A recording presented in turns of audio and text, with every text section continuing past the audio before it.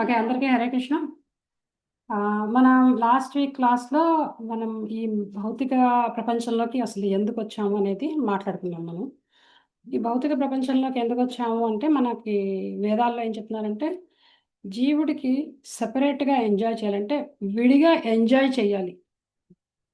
భౌతిక జగత్తుని ఎంజాయ్ చేయాలనే కోరిక కలిగిందన్నమాట. అంటే భగవంతుడిలాగా తను కూడా కంట్రోల్ చేయాలి, తను కూడా సృష్టించాలి అనే కోరికతోటి ఈ జగత్తులోకొచ్చారన్నమాట. వచ్చిన తర్వాత ఏమవుతుందని ఇప్పుడు చూద్దాం. మనం ఎలా వచ్చామో కూడా ఆల్రెడీ లాస్ట్ వీక్ క్లాస్‌లో డిస్కస్ చేసుకున్నాం. ఎలా వచ్చామంటే త్రూ రెయిన్ క్లౌడ్ అంటే వర్షించే మేఘాల ద్వారా ఈ జీవులు ఎవరైతే సెపరేట్‌గా ఎంజాయ్ చేయాలని కోరుకుంటారో భగవంతుడు లేకుండా, వాళ్ళందరినీ ఆ మేఘాల ద్వారా భూమి మీదకి వర్ష రూపంలో వచ్చి అక్కడి నుంచి భూమిలోకెళ్ళి అక్కడి నుంచి ధాన్య రూపంలో బయటకొచ్చి అంటే ధాన్యాన్ని పట్టుకొని బయటకొచ్చి తల్లిదండ్రులు ఎవరైతే ఉంటారో తండ్రి ఆహ్, ఆ ధాన్యాన్ని భుజించడం వల్ల ఆ వీర్యంలోకెళ్ళి, ఆ వీర్యం నుంచి తల్లి గర్భంలోకి ప్రవేశపెట్టబడతాడు జీవుడు.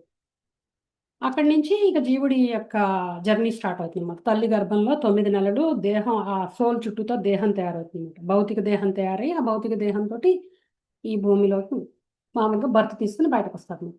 సోల్ పుట్టట్లేదు. దేహం పుడుతుంది కదా! దేహం లోపల సోల్ ఉంటుందన్నమాట. ఓకే. నితేష్ గారు హరే కృష్ణ అండి. ఇప్పుడే స్టార్ట్ చేసాం.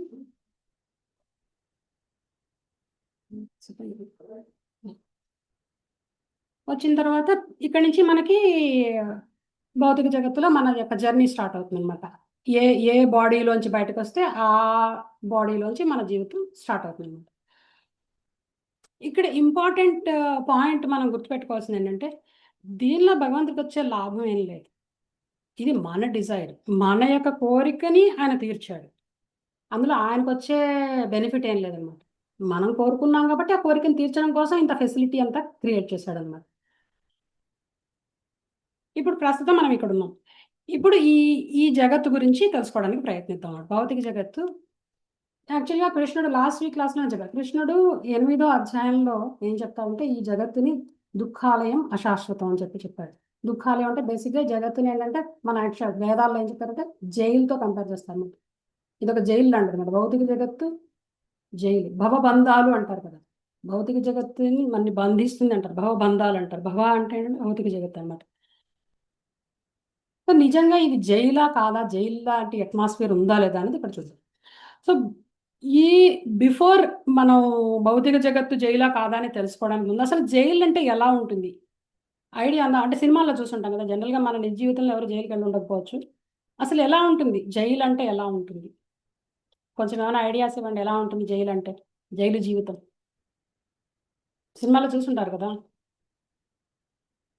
జైల్‌లో ఎలాంటి కండిషన్స్ ఉంటాయి? లేకపోతే న్యూస్‌లో చూస్తాం. ఎవరు చెప్తున్నారా? ఎలా ఉంటుంది జైల్‌లో? ఫస్ట్ జైలుకెళ్ళగానే ఏం చేస్తారు? ఎవడన్నా ఒక తప్పు చేశాడు. వాడిని జైలులో పెట్టారు. ఆ జైల్లోకి ఫస్ట్ జైల్లోకెళ్ళగానే వాడికి ఏం చేస్తారు వాడిని?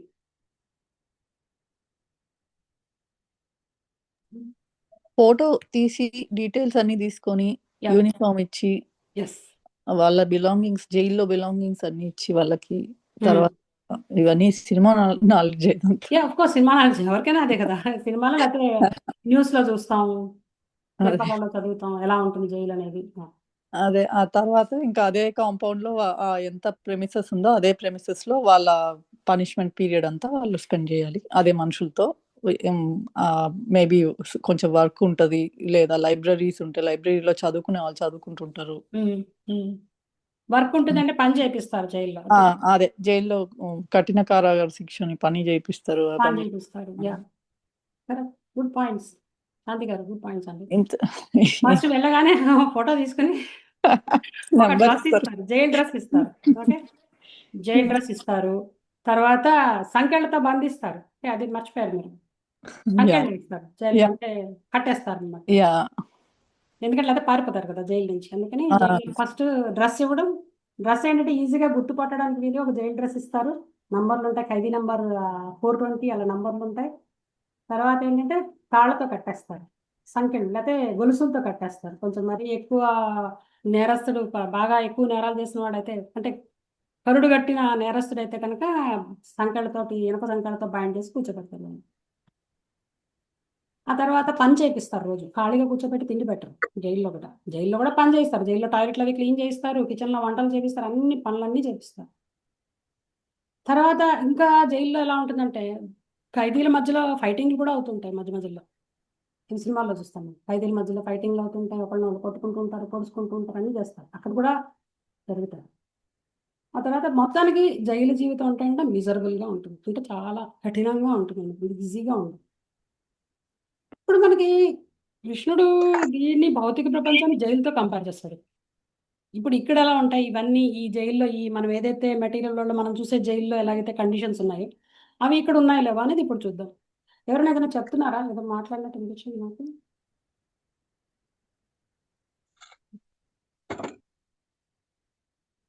వసంత్ గారు మీరు మ్యూట్ చేసుకోవాలనుకుంటారండి, మీరు మాట్లాడుతూ. ఫస్ట్ జైల్లోకి వెళ్ళగానే జైలు డ్రెస్ ఇస్తారని చెప్పి చెప్పుకున్నాం. జైలు ఇక్కడ మెటీరియల్ వరల్డ్లో కూడా ఇది ఒక జైలు అయితే జైల్లో దీనిలో కూడా డ్రెస్ ఇవ్వాలి మనకి. ఇక్కడ ఇచ్చే డ్రెస్ ఏంటి చెప్పండి? ఇక్కడ ఏ డ్రెస్ ఇస్తారు మనకి? Body. Body. Very good, body. So ఎన్ని రకాల డ్రెస్సులు ఉన్నాయో తెలుసా మీకు? ఈ జైల్లో, ఈ మెటీరియల్ వరల్డ్ అనే జైల్లో ఎన్ని రకాల డ్రెస్సులు ఇస్తారు తెలుసా ఎవరికన్నా?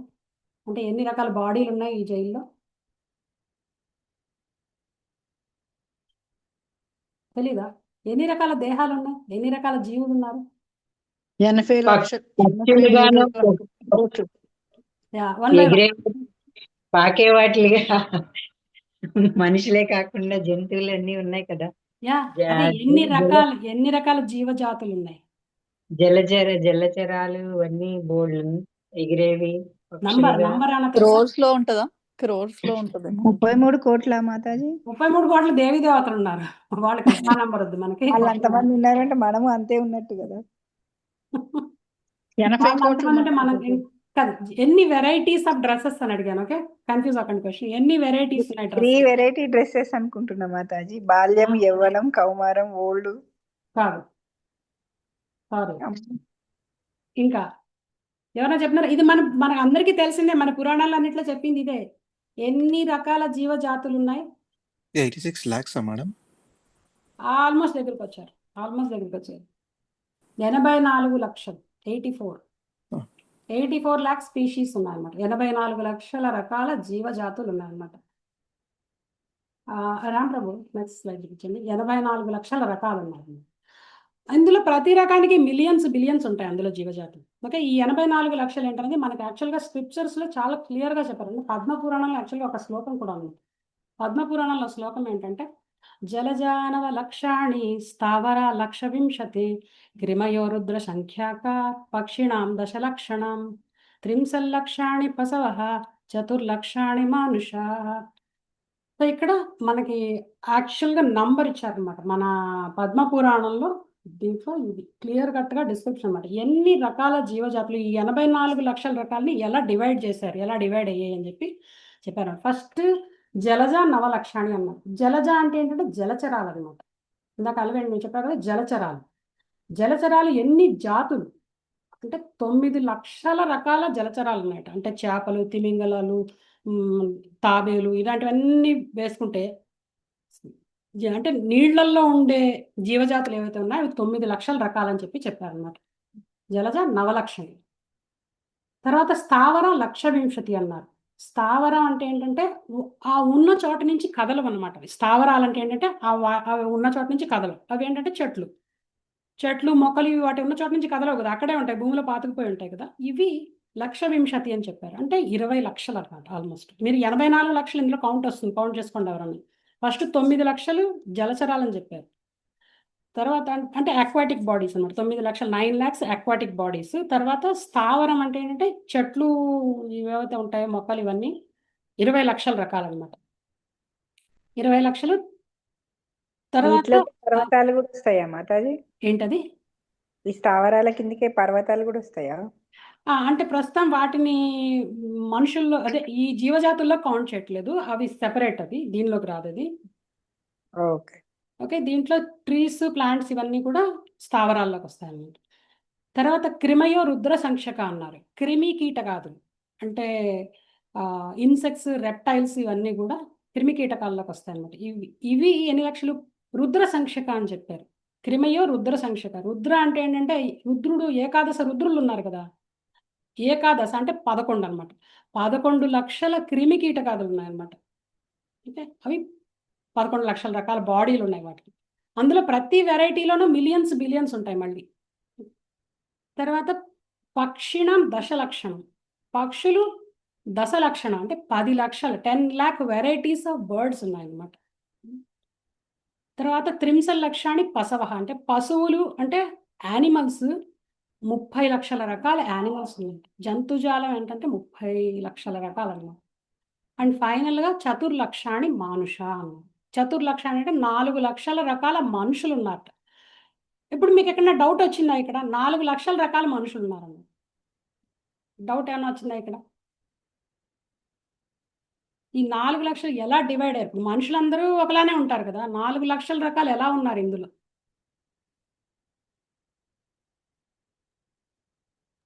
అంటే స్పీషీస్ అండి, వైట్స్, బ్లాక్స్, బ్రౌన్స్ ఇట్లానా? కాదు. ఎలా అంటే ఆదివాసులు వీళ్ళు కరెక్ట్ అంటే in terms of their consciousness అన్నమాట. అంటే వాళ్ళు ఎంత నాగరికత అభివృద్ధి చెందింది వాళ్ళ, అంటే బ్రెయిన్ ఇంప్రూవ్ అయిందా లేదా అన్న దాని మీద వాళ్ళని డివైడ్ చేస్తారన్నమాట. అంటే కాన్షియస్నెస్ ఎలా ఉంటుంది? ఇప్పుడు ఆదివాసీలు ఉన్నారు, ఇప్పుడు అలివని చెప్పారు కదా, ఆదివాసీలు కొంతమంది బాగా కొండ జాతుల వాళ్ళు ఉంటారు, వాళ్ళు నరమాంస భక్షకులు అనమాట. కొంతమంది అంటే మనిషి కనిపిస్తే మనిషిని మీద పడి పీక్కు తినేసే రకాలు కూడా ఉన్నారు మనుషుల్లోనే, నరమాంస భక్షకులు అంటారు. వాళ్ళ కాన్షియస్నెస్ ఎలా ఉంటుంది? On the other side mother Teresa లాంటి వాళ్ళు ఉన్నారు, సేవాభావమే జీవితంగా గడిపిన మదర్ తెరిసా లాంటి వాళ్ళు ఉన్నారు. సో కాన్షియస్నెస్లో డిఫరెన్స్ని బట్టి మనుషుల్లో కూడా 4 లక్షల రకాల మనుషులు ఉన్నారని చెప్పి చెప్తున్నారు అన్నమాట మన శాస్త్రంలో.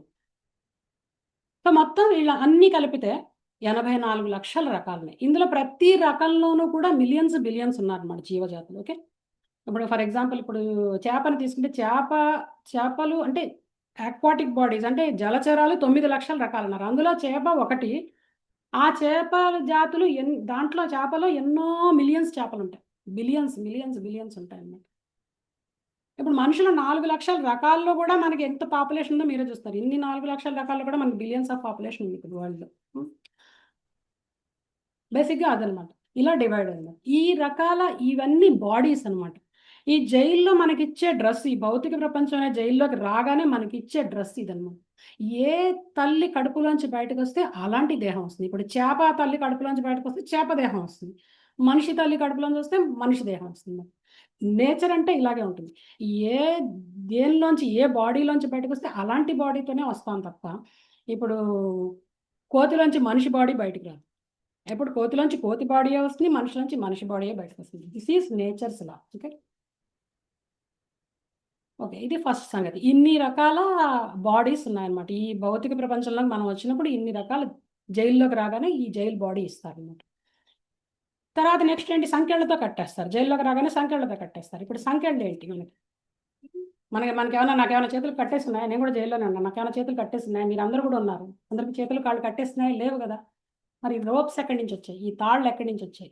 ఏంటి? బంధాలు, అమ్మ నాన్న, అక్క తమ్ముడు చెల్లెలు. ఓకే, బంధాలు అంటారా? బంధాలు అన్నారు కదా మీరు. అవి తాళ్ళు అంటారా? ఓకే, అవి కూడా తాళ్లే, బట్ ఇంకా యాక్చువల్ తాళ్ళు ఉన్నాయి. ఎవరైనా చెప్తారా? కంటికి కనిపించిన రోప్స్ తోటి మనని ఈ మెటీరియల్ వల్ల కట్టేశారనమాట.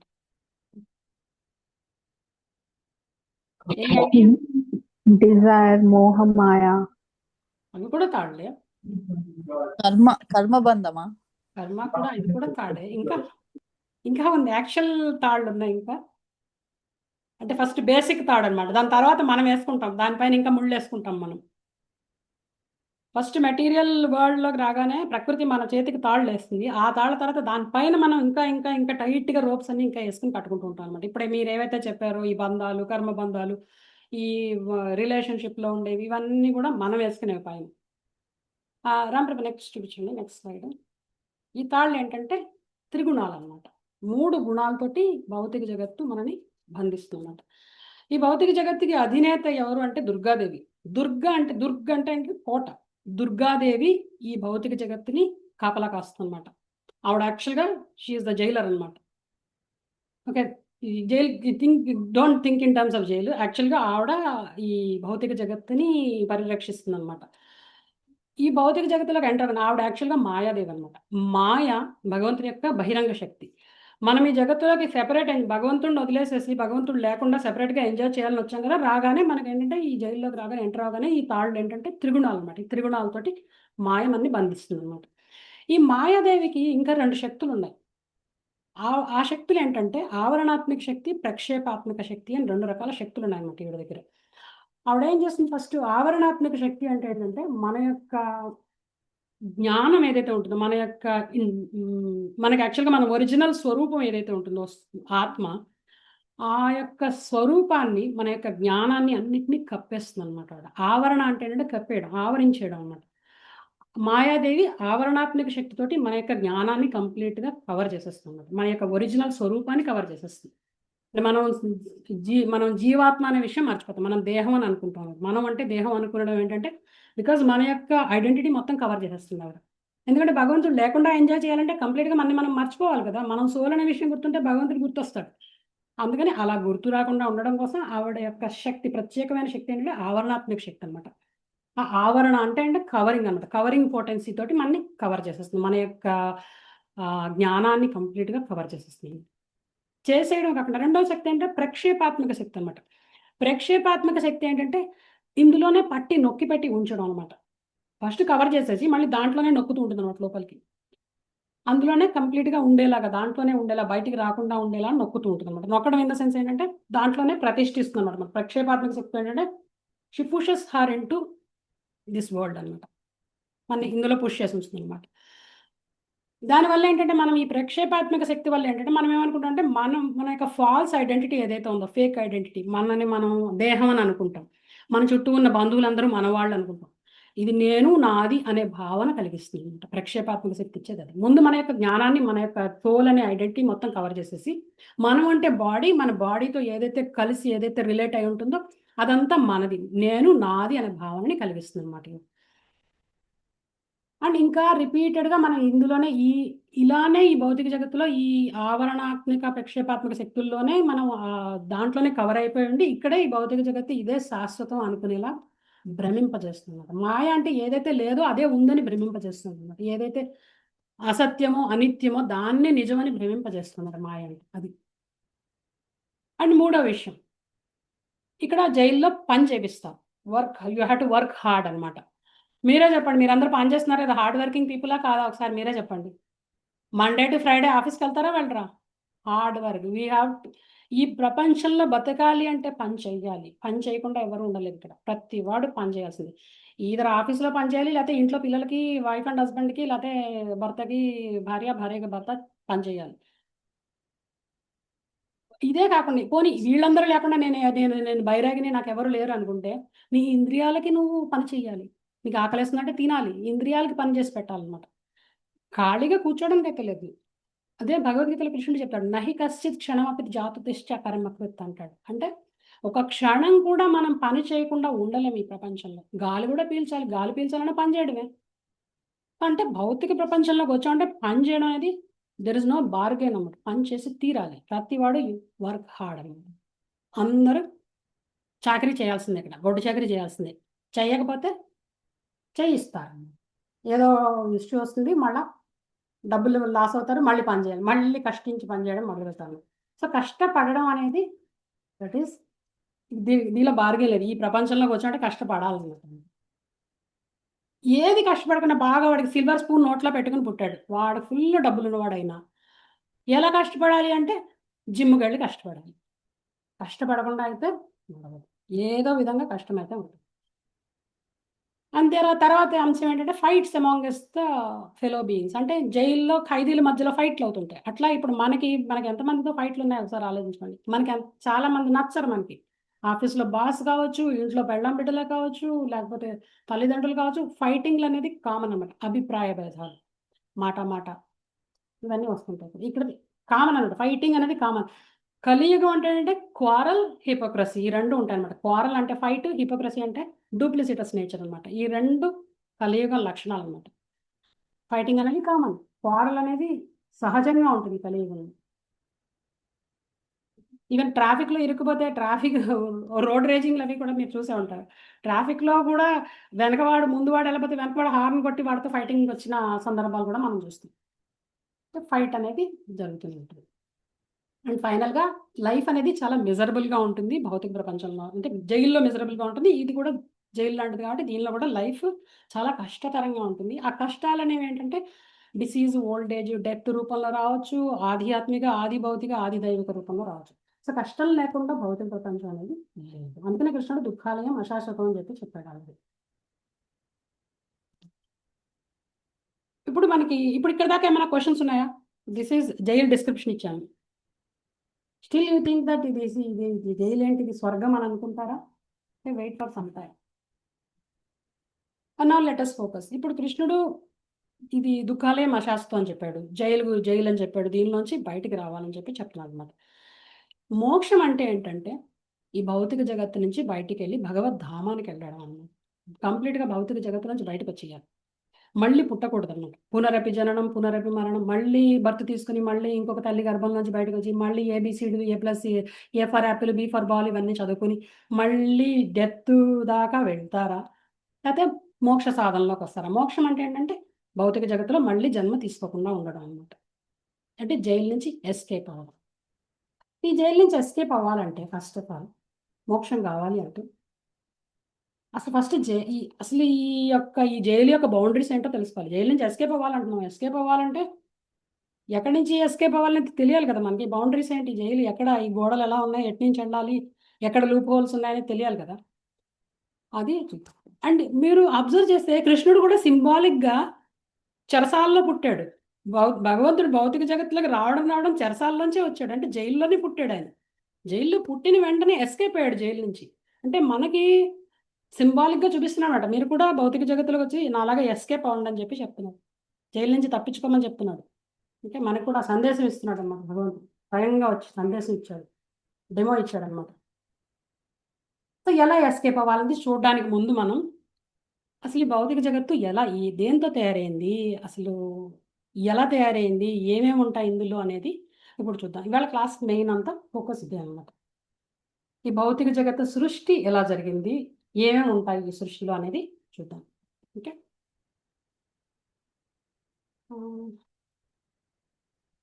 ఓకే రాంపర్కి నెక్స్ట్ స్లైడ్ చూపించండి నాకు, జస్ట్ కొంచెం ఇది. సో ఇక్కడ ప్రభుపాదులు గారు ఏం చెప్తారంటే ఈ మెటీరియల్ ప్రిజన్ నుంచి ఎస్కేప్ అవ్వమని చెప్పి ఆయన కూడా చెప్తున్నారు అనమాట. అంటే ఇది ప్రిజన్ అంటే మీకు ఉండకపోవచ్చు. ఒకసారి చెప్పినవన్నీ వెనక్కి వెళ్ళి ఆలోచించుకుంటే కష్టపడితే కానీ నడవదు. అండ్ జైలు ఈ త్రిగుణాలు మనని కంప్లీట్గా కంట్రోల్ చేస్తుంటాయి. నెక్స్ట్ క్లాస్లో మనం త్రిగుణాల గురించి మాట్లాడుతున్నాం. త్రిగుణాలు ఎలా కంట్రోల్ చేస్తాయనేది తెలిస్తే మీకే అర్థమవుతుంది అనమాట. అసలు నిజంగా కంట్రోల్ చేస్తున్నాయి లేదా, మన త్రిగుణాలు కంట్రోల్లో ఉన్నామా లేదా అనేది మనకే తెలుస్తుంది. ఆ త్రిగుణాలు ఆన్ టాప్ ఆఫ్ ఇట్ త్రిగుణాలు మనం ఇంకా మనకి వేరే వేరే ముళ్ళన్నీ బాగా పెట్టుకుంటాం, ఇంకా టైట్గా బంధించుకుంటున్నాం అనమాట, జైలు నుంచి బయటకు రాకుండా, ఎస్కేప్ అవ్వకుండా. మనం ఈ జైల్లో ఉండి మనం ఎవరన్నా జనరల్గా జైల్లో ఉన్నారంటే ఏం అడుగుతారు? ఎవరన్నా జైలు సూపర్వైజర్ ఎవరన్నా వస్తే ఏం కావాలంటారు? నన్ను జైల్లో నుంచి విడుదల చేయండి అని అడుగుతారు. కానీ మనం ఏమడుగుతాం అంటే భగవంతుడు మనం ఎదుర్కొన్న ప్రత్యక్షం అయినా సరే మనం ఏమడుగుతాం అంటే ఈ జైల్లో ఫెసిలిటీస్ కొంచెం ఇంప్రూవ్ చేయమని అడుగుతాం అనమాట. నాకు మా ఆయనకి ప్రమోషన్ ఇప్పించు, లేకపోతే మేము ఇంకో ఇల్లు కట్టుకునేలా చెయ్యి, ఇంకొక కారు కొనుక్కునేలా చెయ్యి, ఇలాంటి కోరికలు కోరుతాం. జైల్లోంచి ఎస్కేప్ అవ్వాలని ఎవరు అడగట్లేదు, జైల్లోంచి బయటికి తీయమని ఎవరు అడగట్లేదు, జైల్లో కండిషన్స్ మెరుగు చేయమని అడుగుతున్నాం అనమాట. This is not work. Even భగవంతుడు ప్రత్యక్షం అయినా కూడా ఇవే అడుగుతాం. అందుకని ఒకసారి ఆలోచించుకోవాలి ఏం అడగాలి అసలు అనేది మనకు తెలియాలి. ఓకే, ఇప్పుడు ఈ యొక్క మెటీరియల్ వరల్డ్ సృష్టి ఎలా జరిగింది అనేది ఇప్పుడు మనం చూద్దాం. ఈ భౌతిక జగత్ అంటే ఈ జైలు, భౌతిక జగత్ అనబడే ఈ జైలు ఎలా తయారైంది, దేంతో తయారైంది అనేది ఇప్పుడు చూద్దాం. ఇవన్నీ డిస్క్రిప్షన్స్, దీనికి అన్నిటికీ శాస్త్ర ప్రమాణాలు అన్నీ కూడా శ్రీమద్ భాగవతం మన పురాణాస్లో వాటిల్లో క్లియర్ కట్గా ఇచ్చారు. అది చదివితే మనకే తెలుసు. మరి కొన్ని నేను ఇందులో పెట్టాను, చూద్దాం. నెక్స్ట్ స్లైడ్ చూపించండి. ఓకే, ఫస్ట్ సృష్టి జరగడానికి ముందు భగవంతుడు ఉన్నాడు, శ్రీకృష్ణుడు పరం భగవాన్, ఆయన సర్వకారణ కారణుడు అని మనం ఆల్రెడీ చెప్పుకున్నాం. భగవంతుడు సృష్టి స్టార్ట్ అవ్వడానికి ముందు ఆయన యాక్చువల్గా ఆయన ఒకడే. సృష్టికి ముందు ఆయన ఒకడే ఉన్నాడంట, సృష్టి తర్వాత ఆయన ఒకడే ఉన్నాడు. కానీ మనం అందరం కూడా ఆధ్యాత్మిక జగత్తులో అందరం ఆయనతో పాటు. ఈ సృష్టి అనే దగ్గరికి వచ్చేసరికి ఏంటంటే అప్పుడు ఏం చేస్తాడంటే ఆయన విస్తారం, ఆయన ఎక్స్పాండ్ అవుతాడనమాట. ఆయన బలరాముడి ఫస్ట్ ఎక్స్పాన్షన్ ఏంటంటే బలరాముడు అన్నమాట. కృష్ణుడు తర్వాత ఫస్ట్ ఎక్స్పాన్షన్ ఎవరంటే బలరాముడు అన్నమాట. బలరాముడి నుంచి 4 ఎక్స్పాన్షన్స్ బయటకు వస్తాయన్నమాట. అంటే 4 విస్తారాలు ఆయన యొక్క విస్తరించుకుంటాడు అనమాట. 4 రూపాల్లో విస్తరించుకుంటాడు ఆయన. కృష్ణుడి నుంచి బలరాముడు కృష్ణుడు ఆయన యొక్క కృష్ణుడి యొక్క స్వయం రూపం అనమాట. ఆయన యాక్చువల్గా ఆయనే కృష్ణుడే. బలరాముడు అంటే ఆయన ఈ సృష్టి కార్యక్రమానికి హెల్ప్ చేయడం కోసం ఈ రూపంలోకి వస్తాడు. తర్వాత అక్కడి నుంచి బలరాముడి నుంచి 4 ఎక్స్పాన్షన్స్ వస్తాయి. వాసుదేవ, సంకర్షణ, ప్రద్యుమ్న, అనిరుద్ధ 4 విష్ణు రూపాలు బయటకు వస్తాయి అన్నమాట. ఆ 4 విష్ణు రూపాల్లో ఈ సంకర్షణ ఎవరైతే ఉన్నారో ఇందులో దీన్ని చతుర్వ్యూహం అంటారు. ఈ చతుర్వ్యూహంలో ఈ 4 పర్సనాలిటీస్ వాసుదేవ, సంకర్షణ, ప్రద్యుమ్న, అనిరుద్ధ ఈ 4 పర్సనాలిటీస్లో సంకర్షణుడిని మూల సంకర్షణుడు అంటారు అనమాట. దీన్ని మూల చతుర్వ్యూహం అంటారు. ఈ మూల సంకర్షణుడి నుంచి నారాయణుడు వస్తాడన్నమాట. నారాయణుడు నరులు వచ్చి నారాయణుడి నుంచి అన్నమాట. సో నారాయణుడి నుంచి ఇక్కడి నుంచి మళ్ళీ ఈ నారాయణ నుంచి మళ్ళీ ఇంకొక చతుర్వ్యూహం వస్తుంది. దీన్ని సెకండ్ సెట్ ఆఫ్ చతుర్వ్యూహం అంటారు. అంటే ద్వితీయ చతుర్వ్యూహం అన్నమాట. ఈ ద్వితీయ చతుర్వ్యూహంలో ఇంకా మళ్ళీ 4 పర్సనాలిటీస్ వస్తారు. వాళ్ళు ఎవరంటే ఇక్కడ చూడండి మీకు కనిపిస్తున్నారు. మళ్ళీ వాళ్ళు వాసుదేవ, సంకర్షణ, ప్రద్యుమ్న, అనిరుద్ధ నంబర్ 2 అనమాట. నంబర్ 1 ఫస్ట్ వ్యూహంలో వచ్చారు. రెండో వ్యూహంలో వచ్చిన వాళ్ళు ఏంటంటే 4 same personalities but number 2s అనమాట. వాసుదేవ, సంకర్షణ, ప్రద్యుమ్న, అనిరుద్ధ దీనిని మహాసంకర్షణ అంటారు అన్నమాట. ఇందులో సంకర్షణుడు మహాసంకర్షణ అనమాట. ఈ మహాసంకర్షణ నుంచి మహావిష్ణువు వస్తారు అన్నమాట. అంటే విష్ణు తత్వాలు ఇక్కడి నుంచి స్టార్ట్ అవుతాయి అనమాట. ఈ మహాసంకర్షణ నుంచి విష్ణు తత్వాలు స్టార్ట్ అవుతాయి. అందులో ఫస్ట్ వచ్చిన విష్ణు అంటే మహావిష్ణు అంటారు. ఆయననే కారణదక్షాయ విష్ణు. నెక్స్ట్ స్లైడ్ చూపించుంటుంది. కారణోదక్షాయ విష్ణువు, తర్వాత గర్భోదక్షాయ విష్ణువు, తర్వాత క్షీరోదక్షాయ విష్ణువు అని 3 విష్ణువులు వస్తారు. వీళ్ళు పురుష అవతారాలు అంటారు అన్నమాట. భగవంతుడి యొక్క పురుష అవతారాలు అన్నమాట. ఇవి ఫస్ట్ విష్ణువు ఎవరంటే ఈ మహాసంకర్షణ నుంచి వచ్చిన ఫస్ట్ విష్ణువు మహావిష్ణువు అనమాట. ఈ మహావిష్ణువు కారణ జలాల్లో పడుకుని ఉంటాడు, యోగ నిద్రలో ఉంటాడు అనమాట. ఈ విష్ణువు కారణ జలాల్లో పడుకుని ఉన్నాడు విష్ణువు అనమాట. ఈయన రోమకూపాల్లోంచి అంటే ఈయన బాడీ పోర్స్లో నుంచి బ్రహ్మాండాలు ఉద్భవిస్తూ ఉంటాయి. అంటే బ్రహ్మాండాలు బయటకు వస్తుంటాయి. ఈయన బాడీ పోర్స్ నుంచి రోమకూపాల్లోంచి బ్రహ్మాండాలు బయటకు వస్తుంటాయి. ఏదైతే చిన్న ఇది జస్ట్ ఆవగింజ సైజులో ఉంటుంది. బాడీ పోర్స్లోంచి బయటకు వస్తాయి. బయటకు వచ్చిన తర్వాత అవి ఆయన దృష్టి సారించిన తర్వాత దాని మీద ఆయన చూస్తాడు. ప్రతి యూనివర్స్ కేసి ఆయన చూస్తాడు. ఆయన చూసినప్పుడు ఏంటంటే ఆ చూపులోంచి మనం ఆల్రెడీ చెప్పుకున్నాం, ఆ చూపులోంచి శంభు అంటే శివుడు ఆ చూపులోంచి ఉన్న జీవులందరినీ ఆయన చూపుతోటి క్యారీ చేస్తాడనమాట. శంభు ఆ జీవులందరినీ తీసుకెళ్ళి ప్రకృతి గర్భంలో పెడతాడనమాట.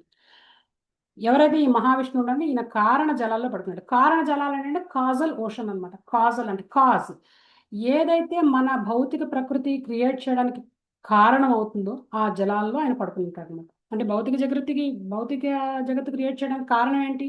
మన యొక్క డిజైర్. సో ఆ వాటర్లో పడుకుని ఉంటాడు అనమాట. ఆ వాటర్ పేరు కారణ జలాలు అంటారు దాన్ని. ఈ కారణ జలాల్లో పడుకున్న విష్ణువు రోమకూపాల్లోంచి బ్రహ్మాండాలు ఉద్భవిస్తూ ఉంటాయి అన్నమాట. ఇది యాక్చువల్గా బ్రహ్మ సంహితలో చెప్తారు చూడండి. ఈ శ్లోకం ఎలా ఉందో చదువుతాను. యస్యైక నిశ్వసిత కాలమధావలంబ్య జీవంతి లోమ విలజా జగదండనాథ విష్ణుర్మహాన్ ఇహ యస్య కళా విశేషో గోవిందమాది పురుషం తమహం భజామి. ట్రాన్స్లేషన్ చదవండి ఎవరైనా.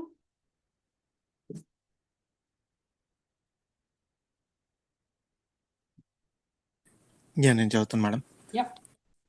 Brahma and other lords of the mundane worlds, appearing from the pores of hair of Mahavishnu, remain alive as long as the duration of one exhalation of the later Mahavishnu. I adore the primeval Lord Govinda, of whose subjective personality Mahavishnu is the portion of portion. Thank you. ఈసారి ఇక్కడ ఏం చెప్తున్నారంటే ఈ మహావిష్ణు ఎవరైతే ఉన్నారో ఈయన కారణోదక్షాయి విష్ణు అంటారు అనమాట. ఈ కారణోదక్షాయి విష్ణువు దేహంలో రోమకూపాల్లోంచి బ్రహ్మాండాలు ఉద్భవిస్తుంటాయి. ఆ బ్రహ్మాండాల్లో ఈ బ్రహ్మదేవుడు మిగతా 33 కోట్ల దేవీ దేవతలు అందరూ కూడా ఈ బ్రహ్మాండంలోకి వస్తారు. ఇంక్లూడింగ్ జీవులు, మనలాంటి జీవులందరూ కూడా ఈ బ్రహ్మాండంలోకి వెళ్తారు. ఎలా వెళ్తారంటే చెప్పాను కదా, ఆయన ఈ బ్రహ్మాండం అనేది భౌతిక పదార్థం అనమాట. ఈ భౌతిక పదార్థం ఆయన దేహంలోంచి బయటకు వస్తుంది. బయటకు వచ్చిన తర్వాత దానికేసి దృష్టి సారిస్తాడు ఆయన. ఆ దేహంలోంచి బయటకు వచ్చిన ఈ బ్రహ్మాండంలో ఉండే పదార్థం ఏంటో దీని మహత్తత్వం ఉంటుంది అనమాట. ఈ మహత్తత్వమే యాక్చువల్గా దాంట్లో 24 మూలకాలు ఏవైతే ఉంటాయి, భౌతిక సృష్టికి కారణమైన మూలకాలు ఏవైతే ఉంటాయో 24 మూలకాలు. 24 మూలకాలు ఏంటంటే మనకి భౌతిక జగత్తులో ఎక్స్పీరియన్స్ చేయడానికి, అంటే మెటీరియల్ వరల్డ్ మొత్తం అన్ని ఎక్స్పీరియన్స్ చేయడానికి రకరకాల ఎక్స్పీరియన్సెస్ మనం కళ్ళతో చూడాలనుకుంటాం. ఎన్నో ఫామ్స్, రూపాలు కావాలి. కళ్ళు చూడడానికి కళ్ళు కావాలి, కళ్ళు చూడడానికి రూపాలు కావాలి, చెవులకి శబ్దాలు కావాలి. ఫస్ట్ చెవి కావాలి, చెవులకి శబ్దాలు కావాలి, ముక్కు కావాలి. సో ఇలా మనం ఎక్స్పీరియన్స్ భౌతిక జగత్తులో ఏదైతే ఎక్స్పీరియన్స్ చేస్తున్నామో అవన్నిటి తాలూకు రా మెటీరియల్ అనమాట. ఈ 24 ఎలిమెంట్స్ ఆ రా మెటీరియల్ అనమాట. నేను 24 ఎలిమెంట్స్ చెప్తాను, ఎవరన్నా కావాలంటే నోట్ చేసుకోండి. 24 ఎలిమెంట్స్ ఏంటంటే first 5 gross creations: earth, water, fire, air, ether. అంటే భూమి, జలము, అగ్ని, వాయువు, ఆకాశం. ఈ తత్వాలన్నీ రా మెటీరియల్ ఫామ్లో ఉంటాయి అన్నమాట అక్కడ. ఇవే కాకుండా మనసు, బుద్ధి, అహంకారం అండ్ చిత్తం. చిత్తం అంటే ఏంటంటే కంటామినేట్, అంటే ఏదైతే కోరికతో ఉండిన చిత్తం ఏదైతే ఉంటుందో, అంటే మన యొక్క కాన్షియస్నెస్ అనమాట, కోరికతోటి నిండి ఉండిన, అంటే ఎంజాయ్ చెయ్యాలి అనే సెపరేట్ ఎంజాయ్మెంట్, కోరికతో నిండి ఉన్న కాన్షియస్నెస్ ఏదైతే ఉంటుందో అది 4. తర్వాత 5 కర్మేంద్రియాలు, 5 జ్ఞానేంద్రియాలు, 5 తన్మాత్రలు అంటారు. అంటే జ్ఞానేంద్రియాలకి సబ్జెక్ట్ మ్యాటర్ అనమాట అది. తన్మాత్ర అంటే ఏంటంటే కళ్ళు ఉన్నాయి, కళ్ళు జ్ఞానేంద్రియం. కళ్ళు, ముక్కు, చెవులు, నాలుక, చర్మము, ఈ 5 జ్ఞానేంద్రియాలు అంటారు. అంటే వీటి ద్వారా మనకి భౌతిక జగత్తుని ఎక్స్పీరియన్స్ చేస్తాం వీటి ద్వారా. వీటిని జ్ఞానేంద్రియాలు అంటారు. జ్ఞానం లోపలికి జ్ఞానం వెళ్తుంటుంది అనమాట. అండ్ కర్మేంద్రియాలు ఏంటంటే పనిచేసే ఇంద్రియాలు అనమాట. చేతులు, కాళ్ళు, మన యానస్, జెనిటల్స్ అంటే రిప్రొడక్టివ్ ఆర్గాన్స్, ఇవన్నీ కూడా కర్మేంద్రియాలు. అవి పని చేస్తాయి.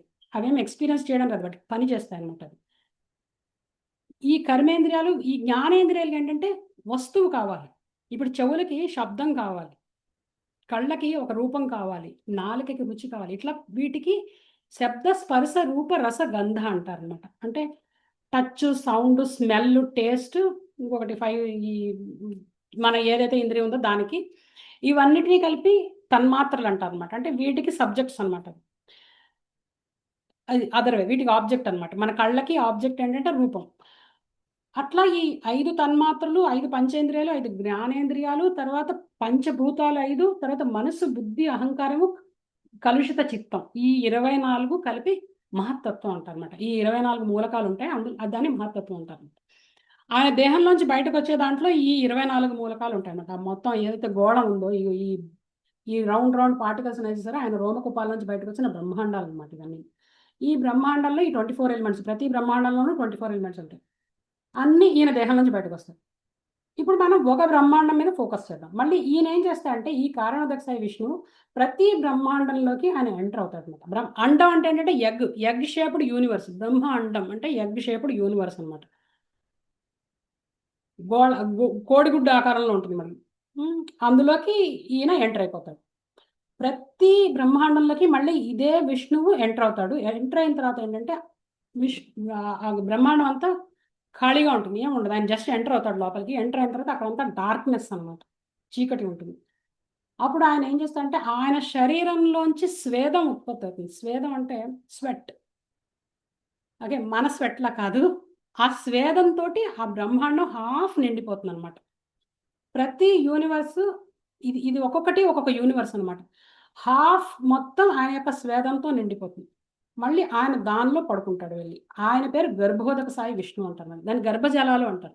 నెక్స్ట్ స్లైడ్ చూపించండి. గర్భజలాలు అంటారు వాటిని అనమాట. ఈ గర్భజలాల్లో ఈయన పడుకుంటాడు అనమాట. అదే కారణోదకసాయి విష్ణు, ఫస్ట్ విష్ణు, మహావిష్ణు ఎవరైతే ఉన్నారో ఆయన నెక్స్ట్ రూపం ఈ ప్రతి బ్రహ్మాండంలోకి ఆయన ఎంటర్ అయ్యి సగం ఆయన యొక్క స్వేదంతో నింపుతాడు ఆ బ్రహ్మాండాన్ని. అందులో ఆయన పడుకుంటాడు. ఆ స్వేదాన్ని ఏమంటారంటే గర్భజలాలు అంటారు, గర్భోదక ఓషన్ అంటారు. ఆ గర్భోదక సముద్రంలో పడుకుంటాడు ఆయన. ఆ గర్భోదక సముద్రంలో పడుకున్నప్పుడు ఈయన నాభి నుంచి కమలం బయటకు వస్తుంది, అందులో బ్రహ్మ జన్మిస్తాడు అనమాట. ఓకే, అందుకే నేను గర్భోదకసాయి విష్ణు అంటాను. మళ్ళీ ఈయనే మొత్తం ఆ బ్రహ్మాండంలో అణువణువున వ్యాపిస్తాడనమాట. ఆయన క్షీరోదకసాయి విష్ణు అంటారు. ఆయన పరమాత్మ. యాక్చువల్గా ఈయనే నెక్స్ట్ మొత్తం బ్రహ్మాండం అంతా అణువణువున నిండుతాడు అనమాట వెళ్ళి.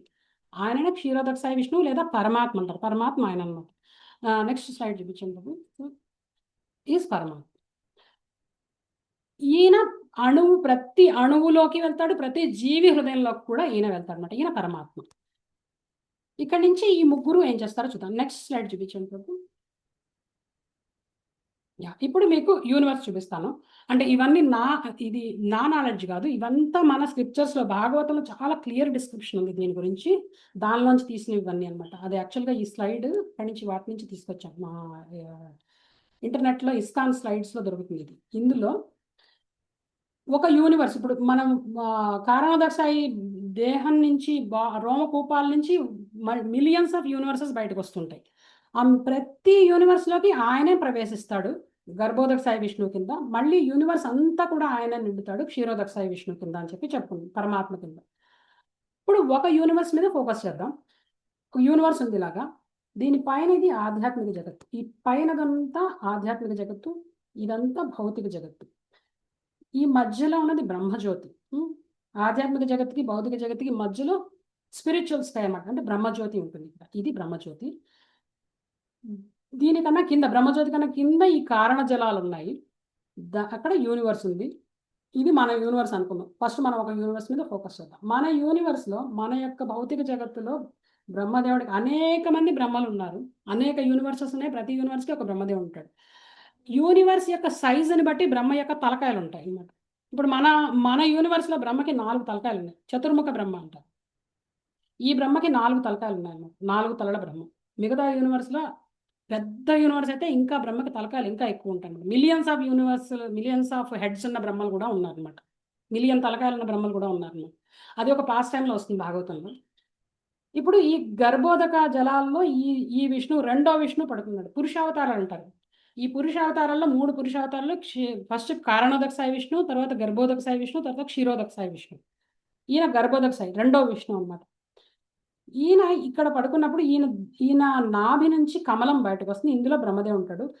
ఈ తామర తూడు ఏదైతే కనిపిస్తుందో, అంటే ఈ స్టెమ్, లోటస్ స్టెమ్ ఏదైతే కనిపిస్తుందో, ఆ స్టెమ్లోనే మొత్తం హోల్ మన యొక్క ప్లానటరీ సిస్టమ్స్ అన్నీ ఉన్నాయి. ప్రతి యూనివర్స్లో ఈ ప్లానటరీ సిస్టమ్స్ ఉంటాయి.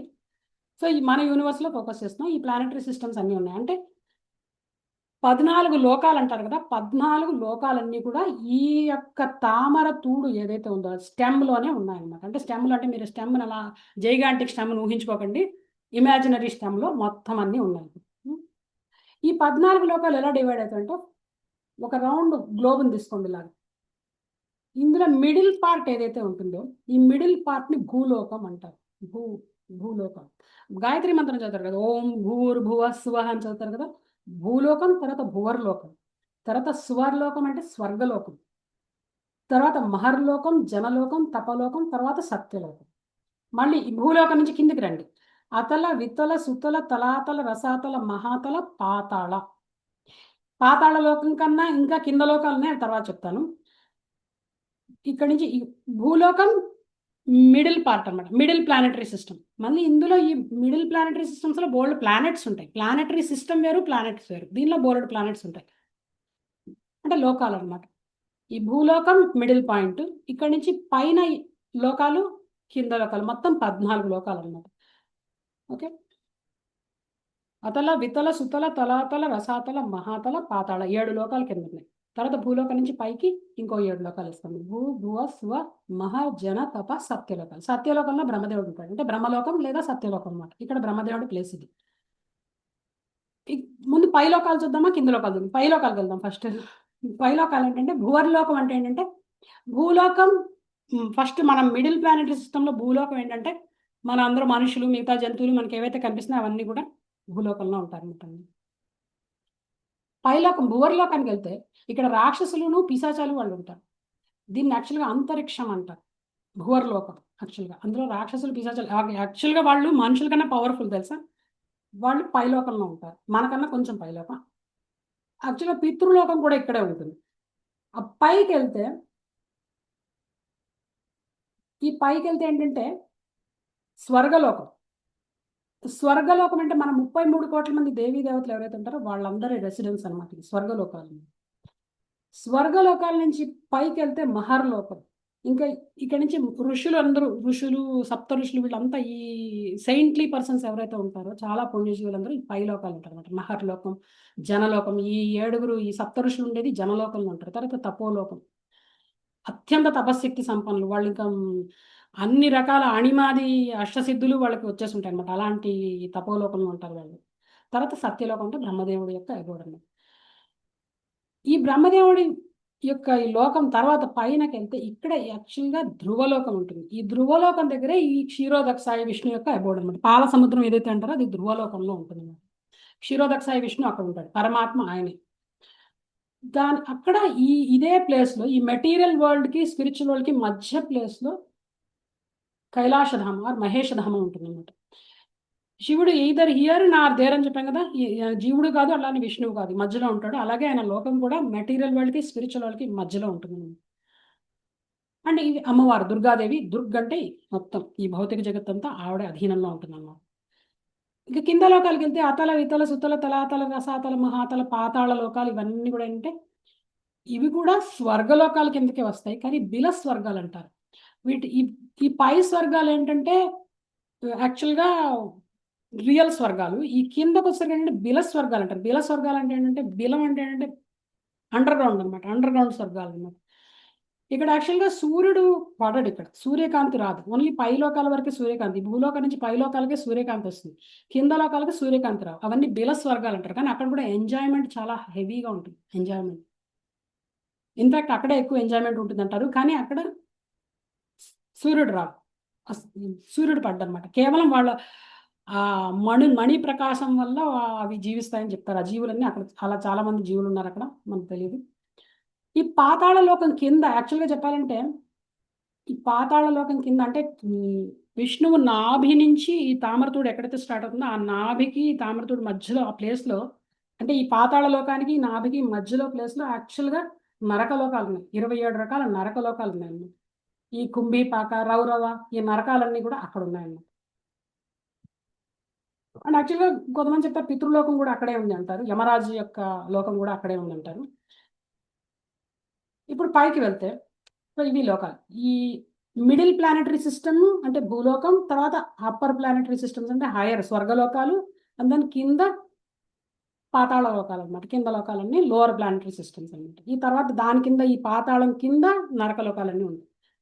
ఇప్పుడు మోక్షం రావాలి అంటే ఈ 14 లోకాలు దాటేసి బయటికి వెళ్ళాలి.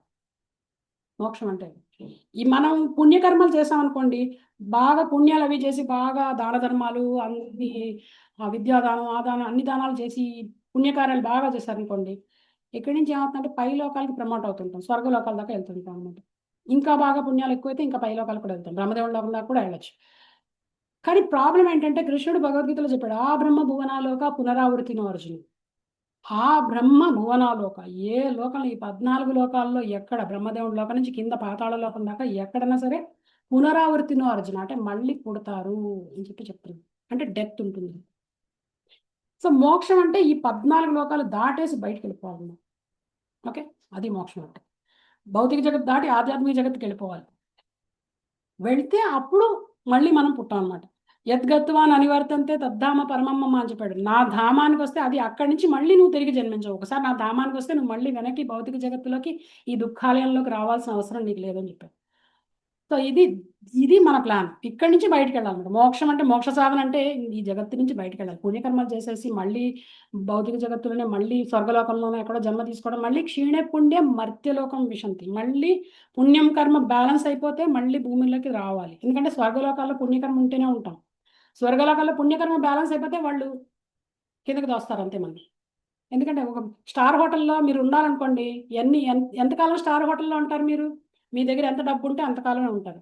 డబ్బు అయిపోగానే వాడు మరుక్షణం పెట్టెలు అన్ని బయటకు విసిరేస్తాడు, వెళ్ళిపోమని చెప్తాడు, మర్యాదగా చెప్తాడు వెళ్ళిపోమని. వెళ్ళకపోతే పెట్టి వేయడాన్ని బయటకు విసిరేస్తాడు అనమాట. సో స్వర్గలోకాలు అలాంటివి. పుణ్యకర్మ ఉన్నంతకాలం స్వర్గలోకాల్లో ఉండడానికి, అక్కడ ఎంజాయ్ చేయడానికి మనకి ఎలిజిబిలిటీ ఉంటుంది అనమాట.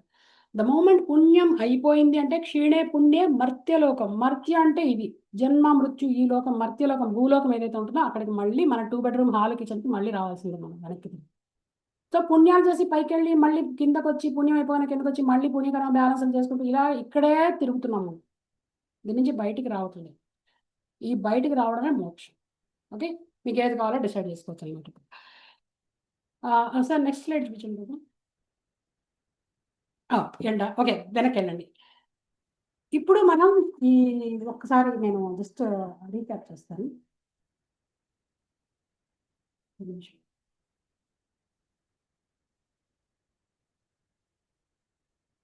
ఇక్కడ ఏంటంటే ఇప్పుడు మనం భౌతిక జగత్తు గురించి తెలుసుకున్నాం కదా.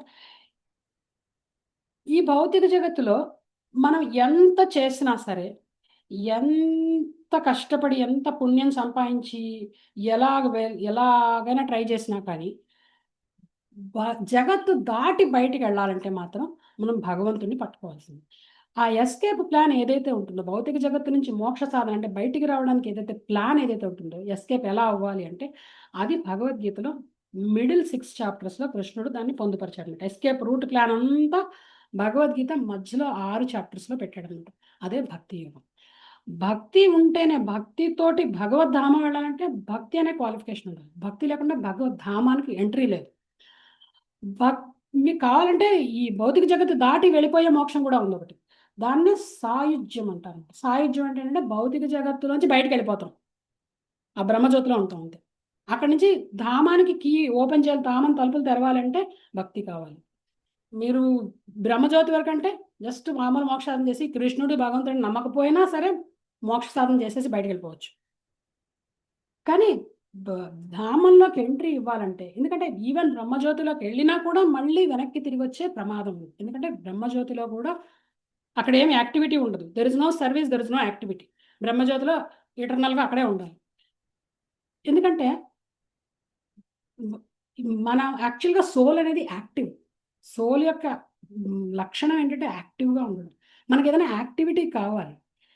జస్ట్ వీళ్ళకి అలా ఉండమంటే ఇటర్నల్గా మనం ఉండలేం. మనకి ఏదో ఒకటి చేస్తూ ఉండాలి. అందుకనే కృష్ణుడు భగవద్గీతలో నహి కశ్చిత్ క్షణమపి జాతు తిష్ఠ అకర్మకృత్ అని చెప్పాడు. అంటే ఏ పని చేయకుండా క్షణం కూడా ఉండలేం. అందుకని యాక్టివిటీ అనేది కావాలి. ఈధర్ భక్తిలో యాక్టివిటీ కావాలి, లేదా భౌతిక ప్రపంచంలో యాక్టివిటీ కావాలి. భౌతిక ప్రపంచంలో వస్తూ పోతూ ఉండడానికి మనకేం ఇష్యూ లేదు. కృష్ణుడు ఏం వద్దని చెప్పట్లేదు. నీకు ఎంతకాలం కావాలంటే అంతకాలం ఎంజాయ్ చేయన్నాడు. కానీ మనం ఇంటెలిజెంట్గా ఆలోచించాలి. ఈ మహత్తత్వం ఏదైతే ఉందో భగవంతుడు ఫస్ట్ దాని మీద దృష్టి సారిస్తారని చెప్పాడు కదా. ఆ మహత్తత్వం యాక్చువల్గా ఏంటంటే మనం ఆ భౌతిక జగత్తులోకి ఎంటర్ అవడంగానే ఫస్ట్ థింగ్ ఏంటంటే మన యొక్క ఇంటెలిజెన్స్ కవర్ అయిపోతుంది. మాయాదేవి యొక్క ఆవరణాత్మక శక్తి వల్ల మన యొక్క ఇంటెలిజెన్స్ కవర్ అయిపోయింది అనమాట. ఇంటెలిజెన్స్ కావాలి. భౌతిక జగత్తులోంచి బయటికి వెళ్ళాలి అంటే ఫస్ట్ ఇంటెలిజెన్స్ కావాలన్నమాట మనకి. అసలు ఎందుకు వెళ్ళాలి ఏంటి అనేది ఆలోచించాలన్నమాట. ఇప్పుడు ఫర్ ఎగ్జాంపుల్ ఇప్పుడు ఒక ఐస్ క్రీమ్ ఉంది. ఐ లైక్ ఐస్ క్రీమ్ అనుకున్నాను అనుకోండి. నాకు ఐస్ క్రీమ్ అంటే ఇష్టం. ఐ అంటే నేనున్నాను, ఐస్ క్రీమ్ ఉంది, నాకు ఇష్టమైంది, ఐ లైక్. సో నేను తినొచ్చు. కానీ అది మంచిదా చెడుదా అనేది మనకి తెలియాలి కదా. దానికే ఇంటెలిజెన్స్ కావాలి. అలాగే ఇప్పుడు భౌతిక జగత్తులోకి వచ్చాం. భౌతిక జగత్తులో ప్రస్తుతం మనకి బాగానే ఉంది, పరిస్థితులు బాగానే నడుస్తున్నాయి. అన్న ఇల్లు వాకిళ్ళు ఉన్నాయి, కార్లు మేడలు ఉన్నాయి, పిల్లలు అన్నీ బాగున్నాయి, అన్ని పర్ఫెక్ట్ ప్లాన్ ప్రకారం జరిగిపోతున్నాయి. కానీ నెక్స్ట్ లైఫ్లో కూడా ఇదే ప్యాకేజ్ వస్తుందని గ్యారంటీ ఉందా, అది ఆలోచించాలి. నెక్స్ట్ లైఫ్ ఎక్కడ పుడతామో తెలియదు, ఎవరికి పుడతామో తెలియదు, ఎలాంటి కండిషన్స్ ఉంటాయో తెలియదు, ఇలాంటి ప్యాకేజే వస్తుందని లేదు. అందుకని ఏంటంటే మన యొక్క బుద్ధికి పని చెప్పాలన్నమాట.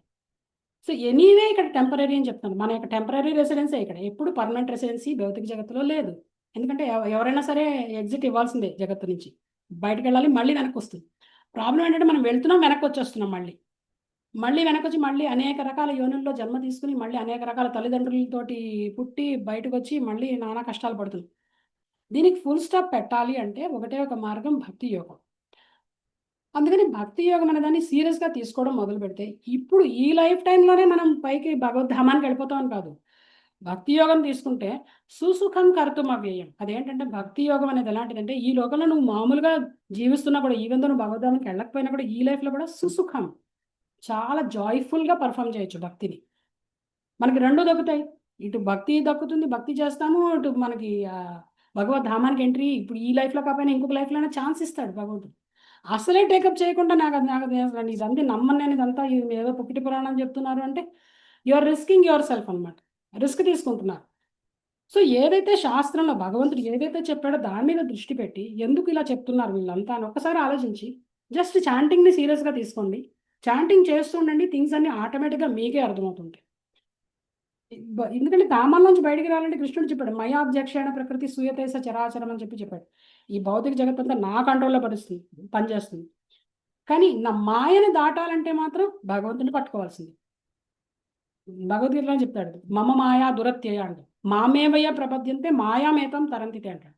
సో మాయని దాటాలంటే ఈ భౌతిక జగత్తులో మాయని దాటాలంటే భగవంతుని పట్టుకోవాలి.